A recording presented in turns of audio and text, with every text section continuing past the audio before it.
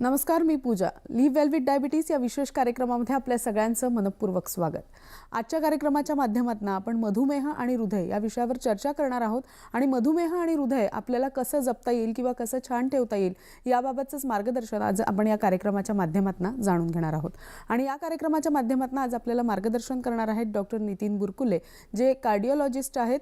गेल्या 24 वर्षाचा त्यांना एक्सपिरियन्स आहे. त्याचबरोबर आपल्याबरोबर असणार आहेत डॉक्टर अजय महाजन, जे सुद्धा कार्डिओलॉजिस्ट आहे आणि त्यांना सुद्धा गेल्या 24 वर्षापासूनचा एक्सपिरियन्स आहे. त्याचप्रमाणे आपल्यासोबत असणार आहे डॉक्टर अनिल पोद्दार, ते सुद्धा कार्डिओलॉजिस्ट आहे आणि त्यांना सुद्धा गेल्या 24 वर्षाचा असा प्रदीर्घ अनुभव आहे. तिघही आपल्या स्टुडिओमध्ये आलेले आहेत. त्यांचं स्वागत करूया आणि लगेचच आजचा नेमका विषय काय आहे किंवा मधुमेह आणि हृदय आपल्याला कसं जपता येऊ शकतं याबाबतचं सविस्तर मार्गदर्शन जे आहे ते त्यांच्याकडनं जाणून घेऊया. सगळ्यात आधी तुमच्या तिघांचं आमच्या स्टुडिओमध्ये मनपूर्वक स्वागत. नमस्कार. सगळ्यात पहिला प्रश्न मी नितीन बुरकुले सरांना विचारते. सगळ्यात आधी मला वाटतं आपण प्रेक्षकांना सांगूया की डायबिटीज म्हणजे नेमकं काय आणि मधुमेहाचा हृदय आणि रक्तवाहिन्यांसंबंधीच्या रोगांशी काही संबंध असतो का आणि तो कसा, काय सांगू शकता? रक्तामधली जी शर्करा बघतो तर उपाशीपोटी ती जर 126 किंवा जास्त असेल मिलीग्रॅम% तर आपण डायबिटीज डायग्नोज करतो. नॉर्मल माणसाची 100च्या खाली असते. तर 100 ते 126च्या दरम्यान आपण त्यांना प्री डायबिटीज म्हणतो, म्हणजे त्यांना डायबिटीज होण्याचा धोका असतो. हेच प्रमाण आपण एक HbA1c म्हणून पण रक्ताचा तपास असतो, ज्याच्यामध्ये आपल्याला गेल्या 3 महिन्याची शुगर लेवल काय आहे ती कळते. सो जनरली ती 7.5च्या वर असेल तर आपण डायबिटीज म्हणून, 6.5च्या वर असेल तर आपण नक्की डायबिटीज म्हणून डायग्नोज करतो. नॉर्मल लोकांची 5.7च्या खाली असते आणि 5.7 ते 6.5च्या दरम्यान आपण त्यांना प्री डायबिटीज म्हणतो, मी त्यांनाही धोका आहे म्हणून. आणि जर जेवणानंतरची बघितली 2 तासानंतरची तर नॉर्मल माणसाची ती 140च्या खाली असते. 200च्या वर आपण डायबिटीज म्हणून डायग्नोज करतो आणि 140 ते 200च्या दरम्यान आपण त्यांना प्री डायबिटीज म्हणतो. डायबिटीजचा हृदयावर बराच गंभीर परिणाम होतो, म्हणजे हृदयाच्या रक्तवाहिन्यांवर पण होतो आणि हृदयाच्या स्नायूंवर पण होतो. तर हृदयाच्या रक्तवाहिन्यांमध्ये अडथळे तयार होणं, त्यांना आम्ही ॲथेरोस्क्लेरोटिक प्लाक्स असं त्याला संज्ञा आहे. हे म्हणजे कोलेस्टेरॉलमुळे तिथे कोलेस्ट्रॉल जमून हे प्लाक्स जमतात आणि त्यांनी हृदयाच्या रक्तवाहिन्यांमध्ये अडथळे निर्माण होतात आणि त्याच्यामुळे हृदयाच्या स्नायूंना रक्तपुरवठा कमी पडतो. याच्यामध्ये हार्ट अटॅक येण्याची पण शक्यता असते आणि चालताना छाती दुखणं किंवा दम लागणं या गोष्टी पण होऊ शकतात. आणि त्याहून ॲक्च्युली जास्त सिरियस म्हणजे हृदयाच्या स्नायूंवर पण डायबिटीजमुळे इफेक्ट होतो आणि हृदयाच्या स्नायूंची क्षमता कमी होते, त्यामुळे हृदयाच्या पंपिंगची पॉवर पण कमी होऊ शकते. डॉक्टर अजय यांना मी पुढचा प्रश्न असा विचारते की मधुमेह आणि हृदयरोगासहित रोगाचा जो प्रसार आहे तो नेमका काय असू शकतो, आणि दुसरी गोष्ट म्हणजे मधुमेह आणि हृदयरोगाच्या व्याप्तीत कोणत्याही लिंगाशी म्हणजे मेल किंवा फिमेल यामध्ये काही फरक असतो का? जर तो असतो तर तो कसा, काय सांगू शकता? ॲक्च्युली मधुमेह हा एक लाईफस्टाईल रिलेटेड डिसीज आहे. मोस्ट ऑफ द टाईम जेव्हा आपल्या जेवणामधलं कार्बोहायड्रेट इंटेक वाढतं किंवा फॅट इंटेक वाढतं आणि इन्सुलिन रेजिस्टन्स तयार होतो त्यावेळेस मधुमेह व्हायचे चान्सेस वाढतात. आज जगामध्ये साधारणतः 42 कोटी जनतेला मधुमेह आहे. भारतामध्ये साधारणतः 9 ते 11% लोकांना म्हणजे अर्बन लोकांना आणि अराउंड 4 to 7% रुरल लोकांना मधुमेहाचा त्रास आहे.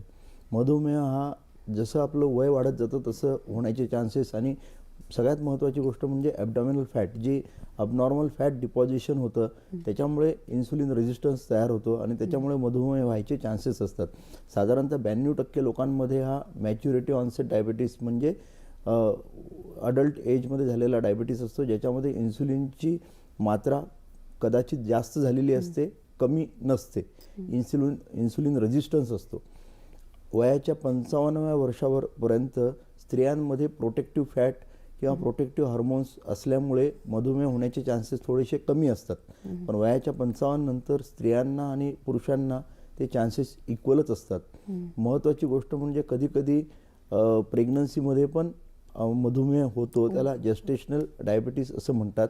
आणि अशामध्ये जे अबनॉर्मल फॅट डिपॉझिशन आहे आणि त्याच्यामुळे जे काही हार्मोन्स तयार होतात त्याच्यामुळे इन्सुलिन रेजिस्टन्स होतो आणि मधुमेह होण्यासाठी ते कारणीभूत ठरतात.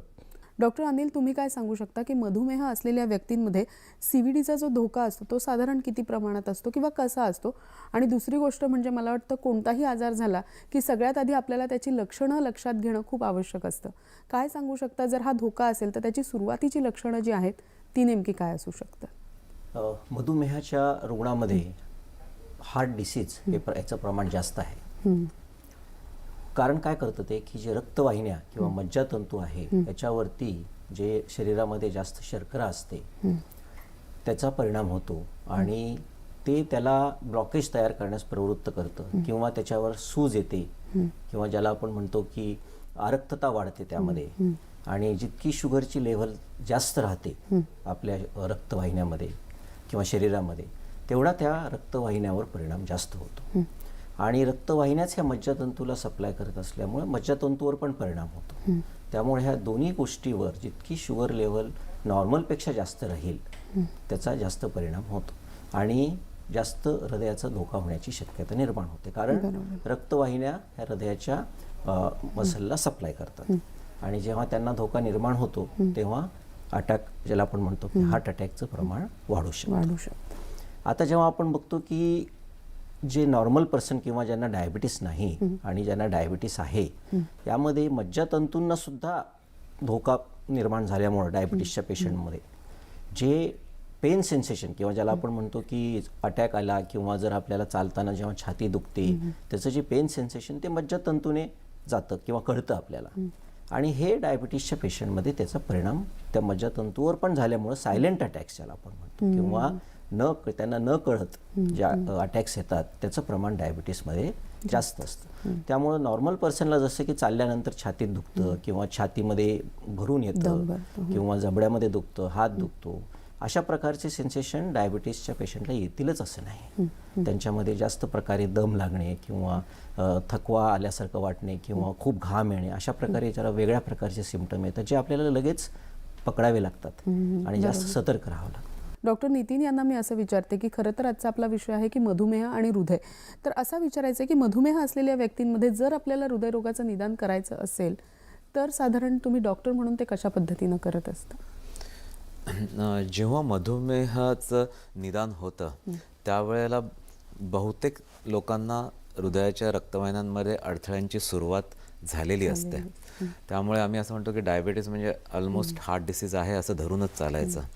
त्यामुळे पेशंटला तपासताना आम्ही काही गोष्टी बघतो आणि त्याच्यावरून एक रिस्क स्कोअर काढतो. त्या रिस्क स्कोअरमध्ये डायबिटीसचं फार महत्त्वाचं स्थान आहे. त्याच्याबरोबरच ब्लड प्रेशर, रक्तामधलं कोलेस्ट्रॉलचं प्रमाण, या अनेक गोष्टी, स्मोकिंग, या सगळ्या गोष्टींचा आम्ही विचार करून एक रिस्क स्कोअर, त्या रिस्क स्कोअरवरूनच आम्हाला साधारण याला हार्ट डिसीज असण्याची शक्यता किती आहे याचं अनुमान बांधता येतं. त्यानंतर जर पेशंटने सांगितलं की मला चालताना थोडा दम लागतो किंवा चालताना छाती भरून येते, जर अशी काही लक्षणं त्यांनी अगदी सुरुवातीची सांगायला सुरुवात केली तर अशा वेळेला आम्ही त्याची एक स्ट्रेस टेस्ट करतो. त्या स्ट्रेस टेस्ट करण्याचे पण विविध प्रकार आहेत, ज्याच्यामध्ये आपण ट्रेडमिलवर चालवून त्यांचा ECG बघतो किंवा ट्रेडमिलवर चालवून त्यांचा एको बघतो किंवा ट्रेडमिलवर चालवून आपण न्यूक्लिअर स्कॅन करू शकतो किंवा कधीकधी शिरेमधनं औषधं देऊन हार्ट रेट वाढवून आपण त्यांचा एको किंवा हृदयाच्या रक्तवाहिन्यांचं परफ्युजन बघू शकतो. यावरून हृदयाच्या रक्तवाहिन्यांमध्ये काही खूप मेजर अडथळे आहेत का याचं आपल्याला निदान होऊ शकतं आणि मग त्यावरून आपण पुढची जी त्यांची ट्रीटमेंट आहे ती आपण अरेंज करू शकतो. आणि एक तिसरी चांगली गोष्ट अशी आहे की आपल्याला CT स्कॅनवर हृदयाच्या रक्तवाहिन्यांमध्ये कॅल्शियम आहे की नाही हे कळतं. जर हे हृदयाच्या रक्तवाहिन्यांमध्ये जर कॅल्शियम जास्त असेल तर त्यावरून आपल्याला हृदयामध्ये ब्लॉकेज होण्याची शक्यता जास्त आहे हे पण कळू शकतं. इतकंच नाही तर या कॅल्शियमच्या प्रमाणाप्रमाणे रिस्क वाढत जाते. असं ही आणि अगदी जेव्हा हृदयाच्या रक्तवाहिन्यांमध्ये अडथळे निर्माण व्हायला सुरुवात होते, प्लाक्स तयार व्हायला लागतात, त्यावेळेलाच हे कॅल्शियम वाढायला लागतं. सो ही पण एक चांगली स्क्रीनिंग टेस्ट आहे की ज्याच्यामुळे आपल्याला तो रिस्क स्कोअर वाढतो आणि आपण त्या दृष्टीने औषध योजना करू शकतो. तर इथे एका छोट्याशा विश्रांतीची वेळ झाली आहे, लगेचच भेटतोय. तुम्ही मात्र कुठेही जाऊ नका, पाहत राहा आमचा विशेष कार्यक्रम लिव्ह वेल विथ डायबिटीज.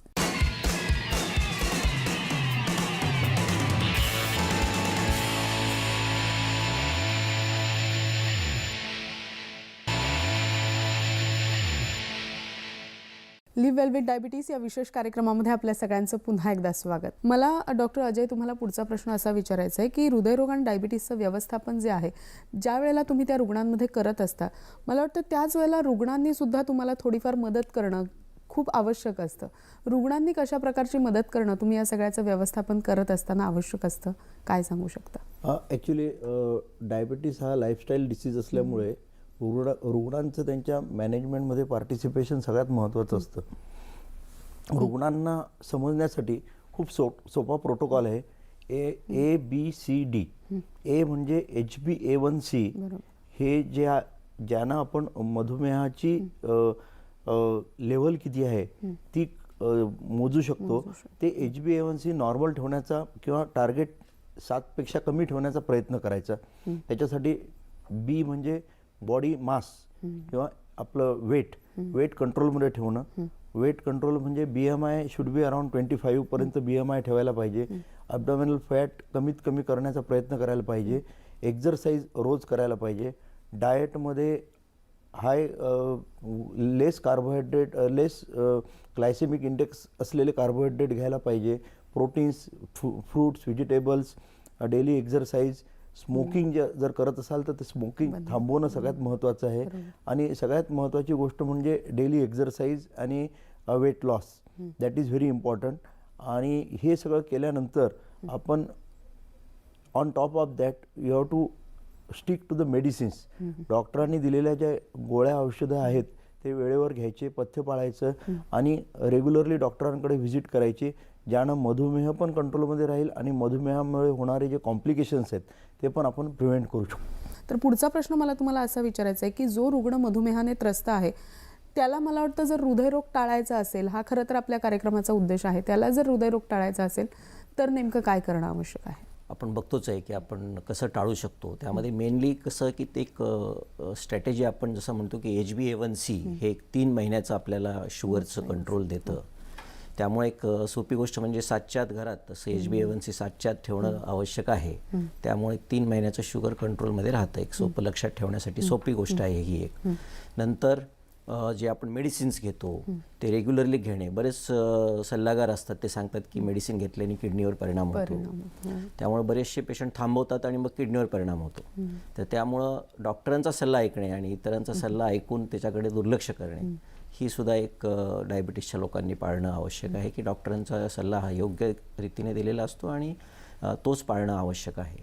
ह्या 2 महत्त्वाच्या गोष्टी आहेत. आणि तिसरं आपण जसं बघितलं की एक्सरसाइज आपण रोजच्या जीवनामध्ये एक्सरसाइज ही ह्याला एक वेगळा वेळ द्यावा लागतो असं पण नाही की रोजच्या शैलीमध्ये तुम्ही छोटे छोटे डिस्टन्सेस चालणे किंवा जे लिफ्टचा वापर न करणे, अशा प्रकारे जे लाईफस्टाईल मॉडिफिकेशन, जास्त ॲक्टिव्ह राहणे आणि खाण्यापिण्याचे प्रिकॉशनसुद्धा जसं सांगितलं अजय सरांनी तसं त्या प्रकारेच पाळणे की म्हणजे ह्या गोष्टी इम्पॉर्टंट आहेत आणि फार अवघड आहेत अशा नाही आहेत. कमी खाणं आवश्यक नाही पण योग्य आहार आवश्यक आहे. तर ते समजून घेणे डॉक्टरांकडनं आणि ते पाळणं ह्या गोष्टी महत्त्वाच्या. मधुमेह आणि हृदयविकाराच्या आजाराने जे रुग्ण त्रस्त आहेत त्यांनी मुळात म्हणजे स्वतःच्या वर्तनांमध्ये कोणते बदल करणं आवश्यक आहे जेणेकरून या सगळ्यापासून ते दूर राहू शकतात, काय सांगू शकता? सर्वात महत्त्वाचं म्हणजे स्मोकिंग आणि टोबॅको या दोन्ही गोष्टींपासून स्ट्रिक्टली दूर राहायला पाहिजे. म्हणजे तिथे काहीच कॉम्प्रोमाइज नाही. कारण स्मोकिंग आणि डायबिटीज म्हणजे हृदयविकाराला आमंत्रण किंवा हार्ट अटॅकला आमंत्रण, तर ते पूर्ण दूर राहायला पाहिजे. दुसरं सर्वात महत्त्वाचं म्हणजे व्यायाम करणं. आता हा पण खूप व्यायाम नाही लागत या लोकांना. ॲक्च्युली रोज दिवसाला 30 ते 45 मिनटं एका नॉर्मल स्पीडने जरी माणूस चालला आणि आठवड्याभरामध्ये ॲटलिस्ट 5 दिवस जरी चालला तरी त्याला खूप फायदा होऊ शकतो. म्हणजे आम्ही त्यांना सांगतो की अगदी आठवड्याकाठी तुमचं 150 मिनिट जरी एक्झरसाइज झाला तरी तुम्हाला खूप फायदा होईल, पण तेवढा तरी करायला पाहिजे. तिसरी गोष्ट म्हणजे दिवसभर ॲक्टिव्ह राहणं हे फार महत्त्वाचं आहे. कारण बरेचसे IT इंडस्ट्रीमधले लोक कंटिन्युअसली बसून असतात आणि ते हृदयाला खूप धोकादायक आहे. त्यामुळे आम्ही सांगतो की तुम्ही दर तासाला उठून एक 5 मिनटं तरी फेरी मारून येत चला. ठीक आहे, हे महत्त्वाचं आहे. नंतर कार दूर पार्क करायची, चालत जायचं किंवा तुमच्या पूर्ण दिवसाच्या रुटीनमध्ये चालणं तुम्ही कुठे ना कुठेतरी ठेवलं पाहिजे. तिसरी गोष्ट अर्थातच वजन कमी करणं, जे आपल्या पॅनलिस्टने सांगितलं.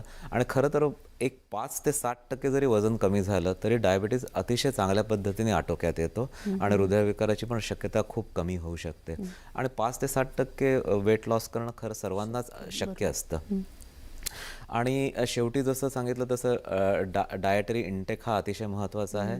त्याच्यामध्ये कार्बोहायड्रेटचं प्रमाण कमी करणं, म्हणजे कर्बोदकांचं प्रमाण कमी करणं, साखर आणि गूळ पूर्णपणे बंद करणं, आणि तिसरी गोष्ट म्हणजे प्रोटीनचं प्रमाण वाढवणं. या गोष्टी फार महत्त्वाच्या आहेत.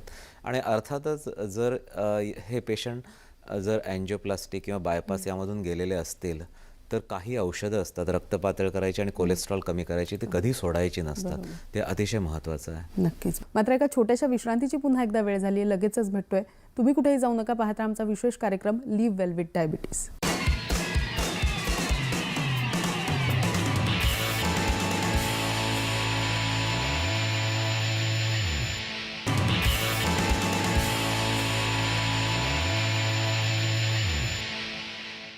लिव्ह वेल विथ डायबिटीज या विशेष कार्यक्रमामध्ये आपल्या सगळ्यांचं पुन्हा एकदा स्वागत. तर डॉक्टर अजय सरांना मी पुढचा प्रश्न विचारते.